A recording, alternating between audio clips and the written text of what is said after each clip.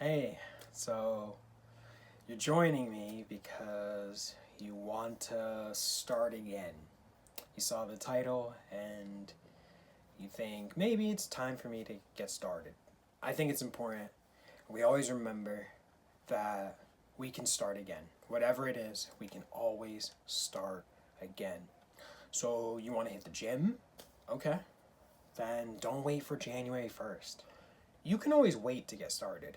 While that's acceptable and you can want to wait till it feels like the right time, the perfect moment to get started, feeling like, yes, that perfect motivation. But even if you always wait, in the exact statement that you're making, right? I want to wait to get started. You're waiting. And instead of waiting, there's never been a perfect time for anything.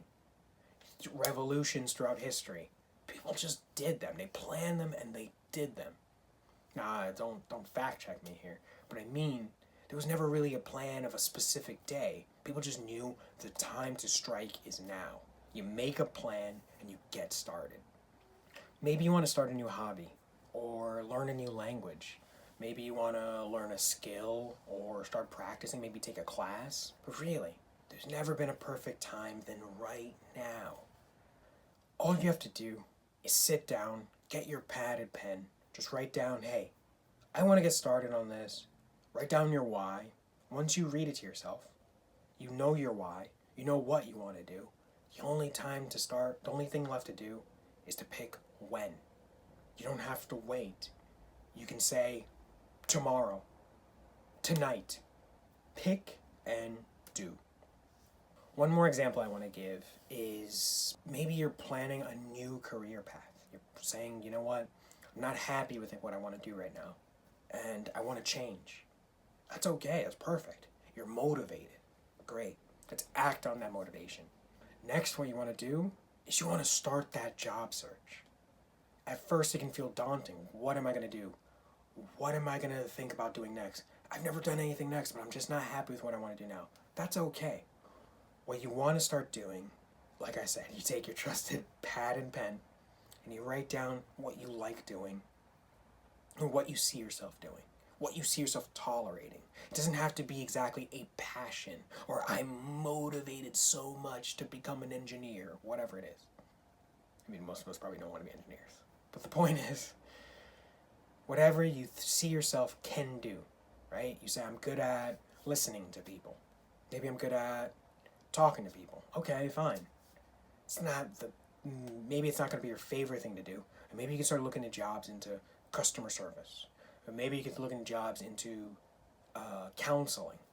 You can start in that field, but you start with what you like to do. And then you start to search, what kind of jobs are good for someone like that? What kind of jobs can I do? And then you start your job search there. That's all. Just get started. Start somewhere. It doesn't have to be the immediate applying to jobs, but it has to start with getting that pad and pen and putting it into an action. Make a goal instead of it just staying a thought up here. Make it into an action.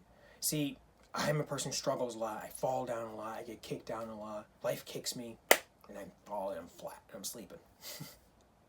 Even when you're asleep, and you're taking your nap or you're taking your rest and you feel down on yourself, you don't know what to do, you don't know how to start, you just get stuck in your little rut.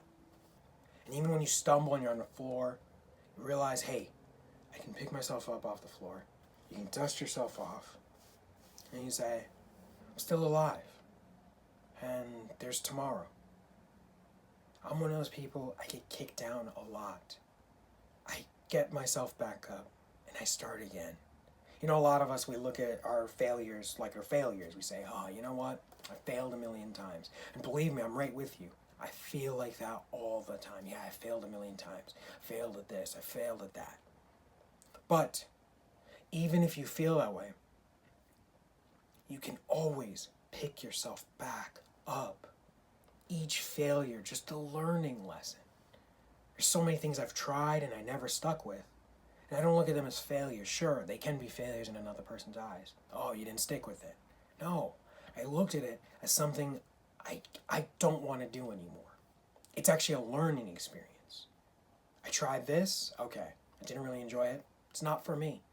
So I find the next thing and the next thing until something sticks. And you do it for a little while until something sticks. You fail on a Monday, you pick yourself up on a Tuesday. Oh, you fall on a Tuesday, you pick yourself up on a Thursday.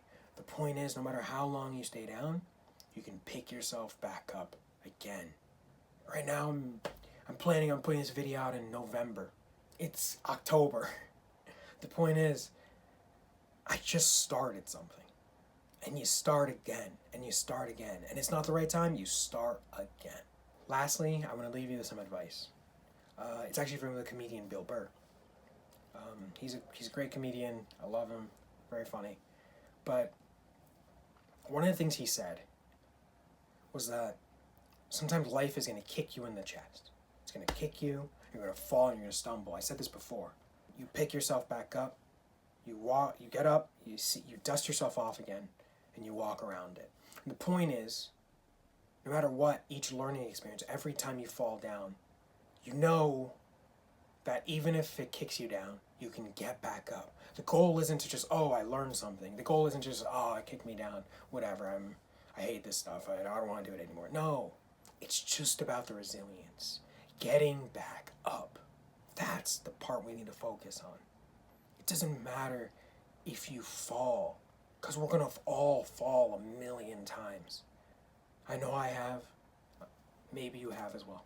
Believe me, you can always pick yourself back up. I hope that helps. And thanks for watching.